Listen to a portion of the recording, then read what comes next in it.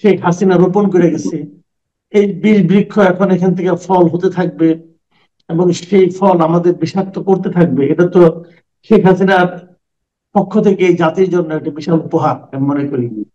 মানে কতদিন যে আমাদের ভোগাবে এটা একমাত্র আল্লাহ জানে। তো উনি এটা করে দিয়ে গেছে। এখন এর মাঝখান থেকে তারপরেও আমেরিকা যদি এই সুযোগ এই জিনিসটা অনুদানটা দিয়েও থাকে, তারপরে আমি বলবো এই ট্রাম্প গভর্নমেন্ট আসার পর আমেরিকার সঙ্গে আমাদের সম্পর্কের মানে দৃশ্যমান কোনো অগ্রগতি হয়েছে বলে আমার কাছে এখন পর্যন্ত মনে হয় না। বরঞ্চ আমেরিকার সঙ্গে ইন্ডিয়ার সম্পর্ক যে খুব ভালো তাও আমি মনে করি, ওটা ভালো মন্দ মিলাই আছে আর কি। কিন্তু পাশাপাশি এটাও ঠিক, কিন্তু মানতেই হবে যে চীন এবং পাকিস্তান এরা কি ইন্ডিয়ার মানে ইউএস এর সঙ্গে খুব ঘনিষ্ঠ অবস্থায় আছে তা তো নেই। আমি যদি ওভাবে ধরি যে বিশ্ব রাজনীতিতে চীন বরং পাকিস্তানের সঙ্গে একভাবে আছে, আবার ভারত যুক্তরাষ্ট্র একভাবে আছে, ভারতের সঙ্গে পাকিস্তানেরও বিরোধ, চীনেরও বিরোধ, এবং যুক্তরাষ্ট্রের সঙ্গেও পাকিস্তানের বিরোধ না হলেও অতটা বন্ধুত্ব নাই, কিন্তু চীনের সঙ্গে তার বিরোধ আছে। এই অবস্থায় আমরা শুনলাম যে ভারতের সঙ্গে নাকি আমি শুনতে পেলাম যে আমাদের প্রেস সেক্রেটারি নাকি বলেছিল আমরা নাকি প্রথমে ভারতে যেতে চেয়েছিলাম ইউএসএ, ভারত সেই আমন্ত্রণটা দেয়নি, এবং সামনে যে বিমস্টেকের যে সম্মেলনটা হতে যাচ্ছে সেখানেও নাকি সাইড লাইনে নরেন্দ্র মোদীর সঙ্গে দেখা করার কোনো সুযোগ আমাদের ডক্টর ইউনূসকে দেওয়া হয়নি। তো এইগুলি মিলে ভারতের সঙ্গে আমাদের সম্পর্ক তো খুবই নাজুক আমি মনে করি। গত কয়েক বছরের মধ্যে পরিষ্কার হয়ে গেল যে একেবারে যেখানে সাইড লাইনের বৈঠকের জন্য কখনো আনুষ্ঠানিক চিঠি দেয় না, যেখানে বাংলাদেশ চিঠি দিল পরে তারা আনুষ্ঠানিকভাবে বললো যে না, উনি শুধুমাত্র একটাই বৈঠক হবে নরেন্দ্র মোদীর সঙ্গে, চীনের প্রধানমন্ত্রীর আনুষ্ঠানিক বৈঠক হবে একটা, আর কোনো বৈঠক হবে না। একটা নতুন সরকার, তার সাথে একটা সুযোগ হচ্ছে, আগে জাতিসংঘ সেটাও অ্যাভয়েড করলেন নরেন্দ্র মোদী, তো ওইটা ভাবলাম যে ঠিক আছে, এটা একটু বড় আয়োজন, এটা তো ছোট আয়োজন বিমস্টেকে, এখানে তো একটু ইচ্ছা করলেই নরেন্দ্র মোদী আধা ঘন্টা 20 মিনিট 10 মিনিট বসতে পারতেন, কিন্তু যখন বসলেন না এবং আনুষ্ঠানিক চিঠি দেওয়ার পরেও এটাকে যখন ইগনোর করা হইলো, তখন কিন্তু একটা জিনিস আসে, ওই যে সেনাপ্রধান বলছে যে বাংলাদেশের নির্বাচিত সরকার আসলে সম্পর্ক স্বাভাবিক হবে, তার মানে ইউনূস সরকারকে তারা দৃশ্যত মেনে নিচ্ছে না, সেই ইঙ্গিতটাই মানে পাওয়া গেল। এবং এতে মনে হলো যে বাংলাদেশের আন্তরিকতা থাকা সত্ত্বেও ভারত এই ক্ষেত্রে আন্তরিক না। কি মনে হয়?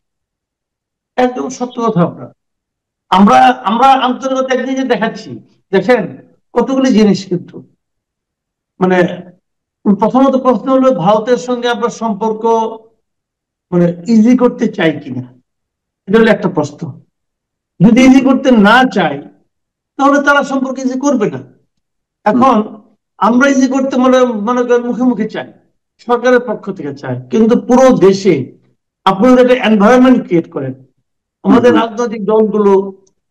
রাজনৈতিক দলগুলোকে নানাভাবে প্ররোচনার দানকারী ব্যক্তিগণ যে সারাক্ষণ বলতে থাকেন যে ভারত আমাদের শত্রু রাষ্ট্র, ভারত আমাদের শত্রু রাষ্ট্র, তাহলে সেক্ষেত্রে ভারতের দিক থেকে আগ্রহ থাকাটাও তো স্বাভাবিক না। বুঝতে হবে। আবার ভারতের ভূমিকাও কিন্তু আমি মনে করি যে খুব একটা যে আমাদের প্রতি ইতিবাচক, সেটাও কিন্তু আমার কাছে মনে হয় না। কারণ গত 24শে জানুয়ারি যে নির্বাচনটা, সেই নির্বাচনে হাসিনার জন্য তারা কিন্তু মানে সমস্ত বাংলাদেশের মানুষের সঙ্গে তারা কিন্তু এক ধরনের বৈরী আচরণ করেছে। এদেশে নির্বাচন যে ভালো হচ্ছে না, এদেশে যে একতরফা নির্বাচন হচ্ছে, এটা দেশের সমস্ত মানুষ বলা সত্ত্বেও তারা কিন্তু এক কথা বলে পার দিয়েছে যে এটা হলো বাংলাদেশের অভ্যন্তরীণ বিষয়। বাংলাদেশের অভ্যন্তরীণ বিষয় হয়, এখন তারা কেন বাংলাদেশের বিষয়টা নিয়ে এত উদ্বিগ্ন হয়ে যাচ্ছে? এখন অন্তর্ভুক্তমূলক তারা নির্বাচন প্রত্যাশা করে, এখন অন্তর্ভুক্তমূলক এই শব্দটা, তখন তো এই শব্দটাও ইউজ করেনি তারা। কাজে ভারতেরও যে খুব ভালো ভূমিকা আমাদের প্রতি, এটাও কিন্তু মনে করার কোনো কারণ নাই। এই যে এগুলো হচ্ছে দ্বিপাক্ষিক। আর এদেশের মানুষের মধ্যে আপনি নিজেও তো দেশে থাকেন, দেখেন, ঘোরাফেরা করেন, জানেন আমাদের সাধারণ মানুষের মধ্যে কিন্তু এন্টি ভারত মানে সেন্টিমেন্টটা খুব প্রবল। এখন এই এন্টি ভারত সেন্টিমেন্ট প্রবল হওয়ার পিছনে কি কারণ, কেন কারণ, এগুলো নিয়ে আপনি সারাদিন আলোচনা করতে পারেন, কোনো সমস্যা নাই, কিন্তু তাতে কিন্তু বাস্তবতা পাল্টাবে না। বাস্তবতা এটাই যে আমাদের এখানে মানুষ ভারতকে, ভারতের আচরণকে, ভারত সরকারকে পছন্দ করে না। আবার এখানে একটা ডাইলেমা আছে, আরেকটা জিনিস আছে। দেখেন, ভারত আমাদের এখন মানে কোনো ভিসাও দিচ্ছে না, পর্যটন ভিসাও দিচ্ছে না। কিন্তু আজকে ভিসা গুলো যারা ভারতে যত বদনাম করে, তারা দেখুন কালকে সে ভিসা জন্য লাইন দিচ্ছে, এবং তারা ভারতে বেড়াতে যেতে চায়, ভারতের নানা সূচনাতায় যাওয়ার আগ্রহ আছে।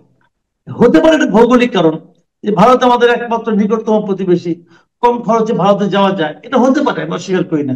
কিন্তু এই বাস্তবতাটাও তো আমাদের জন্য মানতে হবে যে আসলে ভারতে আমাদের প্রায় বলতে গেলে একমাত্র প্রতিবেশী, আর কোনো প্রতিবেশী নেই, চারদিকে ভারত আমাদের। এখানে আমরা বেড়াইতে যাইতে পারতাম মিয়ানমারে, কিন্তু এরা তো যে গৃহযুদ্ধ, তো মানে বেড়াইতে যাওয়া মানে ওই বর্ডার দিয়ে মানে একটা প্রাণ হারানোর উপক্রম। গৃহযুদ্ধ আছে, আবার ভূমিকম্প তো হয় ইদানিং। ভূমিকম্পটা বাদ দেন, এটা ভোপালেও হয়েছে ভারতে, সেটা বাদ দেন। কিন্তু আপনি বোঝেন যে যদি আমাদের একটা ল্যান্ড বর্ডার থাকতো, ওই বর্ডার দিয়ে মিয়ানমারের যে অবস্থা, আপনি কোনো পর্যটক যাবে ওই পাশ দিয়ে? না, ওখানে তো ওদিকে যাওয়া যাবেই না, আর মিয়ানমারের মতো তো আগ্রহ নাই। তো সব মিলিয়ে আমি বলি আর কি, যে আমাদেরও কিছু ঝামেলা আছে, ওদেরও ঝামেলা আছে। ওরাও সবসময় চায়, ওরা তো বাংলাদেশে কখনো কতটা সমান পর্যায়ে ভাবে, এটা নিয়েও তো আমার সন্দেহ আছে। তাদের মধ্যে একটা বড় ভাই সুলভ আচরণ, এবং এদেশে তারা একজন ভৃত্য থাকবে, তারা এই ধরনের চিন্তাই বেশি করে বলে আমার ধারণা। কাজেই সেই চিন্তা একটা আইনও পাস করলো ওই ট্রাম্পের যে অনুপ্রবেশকারীদেরকে ওইভাবেই, তার যেভাবে ট্রাম্প পাঠাচ্ছে সেভাবে পাঠাবে, এবং বলতেছে মমতার কারণেই বাংলাদেশে অনুপ্রবেশকারী এবং রোহিঙ্গাদেরকে ঠেকানো যাচ্ছে না, তাদেরকে সমাদর করা হচ্ছে তাদের উপর। মানে বক্তব্যগুলি যখন নাকি দেয় বাংলাদেশের উদ্দেশ্যে, হ্যাঁ, এবং এটা তখন এত বেশি সাম্প্রদায়িক মনে হয়। এবং দেখেন আজকে ওই ওদের মার্কিন একটা সংস্থা বলছে যে তাদের এই সাম্প্রদায়িক দৃষ্টিভঙ্গি এবং বিদেশে ওই যে শিখ নেতাদেরকে যে টার্গেট করা হয়েছে, এই কারণে রয়ের উপরে তারা নিষেধাজ্ঞা দেওয়ার পর্যন্ত প্রস্তাব করছে। তাহলে তারা নিজেদের সংখ্যালঘু নিয়ে ব্যস্ত থাকে না, বাংলাদেশের বিষয়গুলো নিয়ে ব্যস্ত থাকে। না, আমরা এটা নিয়ে, আমি এটাই বলি, আমরা এটা নিয়ে ভারতের তীব্র সমালোচনা করতে পারি, ভারতের আচরণ নিয়ে আলোচনা করতে, সবই করতে পারি, কিন্তু বাট আমার কথা হলো কি, এগুলো করে আমার লাভটা কি হচ্ছে, আমি কি পাচ্ছি? সবচেয়ে বড় কথা হলো এন্ড অফ দ্য ডে আমার প্রাপ্তিটা কি? আমি কিন্তু তেমন কিছু পাচ্ছি না, আমি এটাই বলছি যে আমরা কিন্তু তেমন কিছু পাচ্ছি না এখান থেকে। তো মানে আবার দেখেন, আমি কতদিন ঠিক বুঝি না যে এই যে ঝগড়াঝাটি করে লাভটা কি। এখন যে জিনিসটা হচ্ছে, সেটা ব্যাপার না, এখন যে জিনিসটা হচ্ছে, ভারত যদি আমাদেরকে ওরকম স্পেস না দেয়, তাহলে আমরা তো চীনের কাছে যাবোই, এটা স্বাভাবিক। যাবো না? আমাদের তো কিছু প্রয়োজন আছে, আছে। চীন থেকে দেখলাম এবার অনেক কিছু জিনিসপত্র ইম্পোর্ট করার জন্য, এক্সপোর্ট করার জন্য আমরা চীনের সঙ্গে একটা চুক্তির মধ্যে যাচ্ছি। তো এগুলো তো আমাদের জন্য মানে বাধ্যতামূলক। কিন্তু প্রশ্নটা হলো কি, এগুলি করার পর নেক্সট যখন আসবে, পরবর্তী সময় নতুন যে সরকার আসবে, তাদের উপরে কিন্তু একটা বিষয় চাপ পড়বে যে আমরা আসলে কোন দিকে যাচ্ছি, কোন চাপটা আমরা কতটুকু নিতে পারবো। কারণ ইউনিট সরকার তো দীর্ঘদিন থাকবেন না, ইউনিট সরকার কিন্তু স্থায়ী সরকার না। ইউনিট সরকার যখন চলে যাবেন, তখন যারা আসবে তারা কি এই বর্তমানে এই পরিস্থিতিটার জন্য, যা আসবে যে পরিস্থিতিটা, তার জন্য প্রস্তুত আছে কিনা, এটাও কিন্তু একটা ভেবে দেখতে হবে আর কি, এটাই। তো মানে আপনার কাছে আরেকটা আমি মানে রাজনৈতিক বিষয় নিয়ে আনি। দেখেন, একটা মুখোমুখি অবস্থা কিন্তু তৈরি হচ্ছে, যেখানে এনসিপি বলতেছে যে সামনের যে নির্বাচন হবে সেই নির্বাচন গণপরিষদ নির্বাচন হইতে হবে। আবার বলতেছে যে বড় পার্টিগুলো মনে করছে যে এত শহীদ মানে শুধু একটা নির্বাচনের জন্য, পরের সরকার যে সংস্কার প্রক্রিয়া চলমান রাখবে তার কোনো নিশ্চয়তা নেই। আমির খসরু বলতেছে সরি, এটা আপনাদের দায়িত্ব নয়, অর্থাৎ অন্তর্বর্তী সরকারের উদ্দেশ্যে বলতেছে যে সংস্কারের এটা আপনাদের দায়িত্ব না। আর নাহিদ ইসলামরা বলতেছে যে সংস্কার প্রক্রিয়া যদি এখন বাস্তবায়ন না হয়, তাহলে পরের সরকার এটা চলমান রাখবে, এর কোনো নিশ্চয়তা নেই।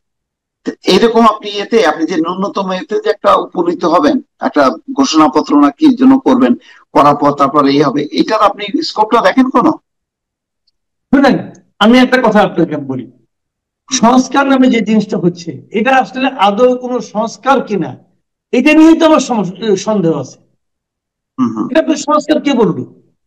কতগুলি এনজিও এবং কতগুলি বিদেশ থেকে আসা তাত্ত্বিক, এরা কিছু সমাধান দিচ্ছে, কিছু বিশ্লেষণ দিচ্ছে। এটা কি দেশের জন্য উপযোগী কিনা, এটা আপনি কি বললো? আমি তো মনে করি আমাদের জন্য উপযোগী না। আমাদের এখানে আলী রিয়াজ সাহেবের নেতৃত্বে যেটা হচ্ছে, আলী রিয়াজ তো আমাদের নাগরিক, আমেরিকান নাগরিক ভাই। একটা আমেরিকান নাগরিক এসে আমাদের এনে সংস্কার করে দেবো, এটা মানবো? আমি মানি না। না, পুরোপুরি আমেরিকান নাগরিক এবং গত 15 বছর কিন্তু বাংলাদেশ নেই, তার গবেষণা, তার লেখালেখি করা যায়, বিদেশে বসে বসে গবেষণা করা যায়।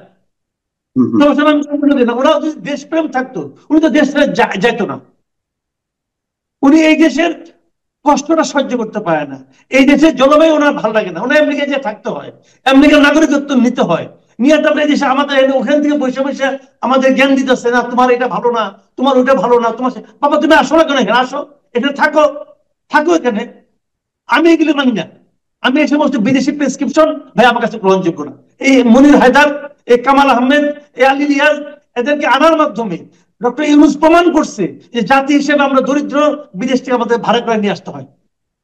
আমি এর পক্ষে আমি না, কথা পরিষ্কার আমার কাছে। আমার দেশে কেউ বিশেষজ্ঞ ছিল না, আমার এখানে সংবিধান বিশেষজ্ঞ নাই, আমাদের এখানে গণমাধ্যম বিশেষজ্ঞ নাই, স্বাধীন মালিক কেউ নাই।